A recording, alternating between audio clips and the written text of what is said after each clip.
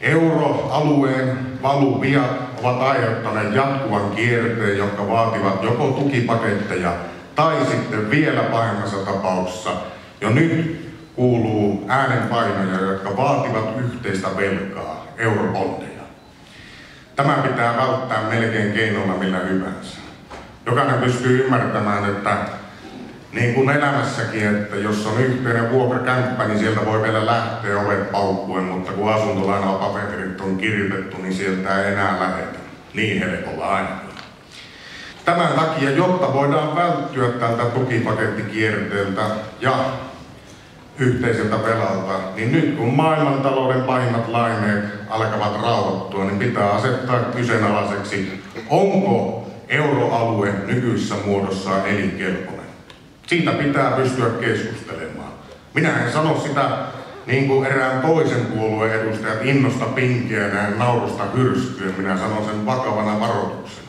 Toisena piirteenä, mitä minä olen yrittänyt pitää kampanjassa hyvin pitkälti esillä, on se, että meillähän on vuodesta 2008 meidän olisi pitänyt jotain oppia. Se oppi olisi kuulunut suurin piirtein näin, että nyt pankkien koko ja finanssi-instituutioiden koko ja niiden toimiala on niin laaja, että kourallinen huonoja toimijoita voi murtaa koko maailmantalouden selkärangan. Näin kävi, kun Yhdysvalloissa kourallinen pankkeja päätti luoda asuntolainavakuuksia, joilla ei ollut mitään arvoa, ja levittää myrkyllistä velkaa ympäri maailmantaloutta.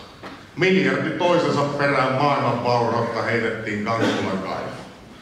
Tämän takia pitää pyrkiä siihen, että niin Suomessa kuin Euroopassa peruspankkitoiminta erotetaan finanssipankkitoiminnasta.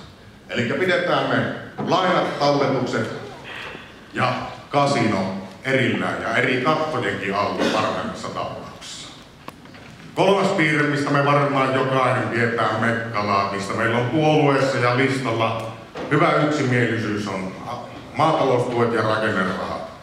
Nythän ne on hetkeksi lyötynä lukkoon, mutta tämän parlamentin lopulla aletaan taas neuvottelemaan.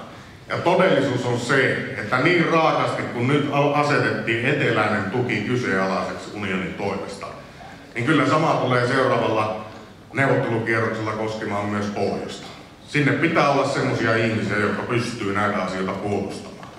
Rakennerahoihinkin tuli 25% leikkaukset, kun ei osattu pitää puoliamme ja pitää kiinni siitä, että tämä harva-asutuksen kriteerin painoarvo säilyy.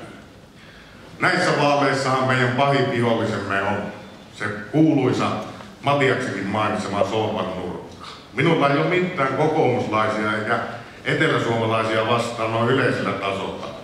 Mutta ne todennäköisesti saavat, jos täällä ei herätä, paremmin väkensä liikkeelle. Ja tietää, että sieltä ei löydy semmoista pohjoista näkemystä ja ymmärrystä tämän alueen ongelmista ja Suomen erityispiirteistä. Ja kun me ei olla loppujen lopuksi pelkästään menoerä pohjoinen Suomi. Meillä on täällä suuret mahdollisuudet. Meillä on puuta, meillä on peltoa ja arktinen yhteys kun saadaan pelaamaan ja vaikka se surullisen kuuluisa rata puhki tuonne Jäämerelle, niin sillä ei ole mitään rajaa mihin täällä pystytään. Näillä teemoilla nämä vaalivankkurit on matkalla kohti kansanvaltaa Eurooppaa. Mukaan saa tulla. Kiitoksia.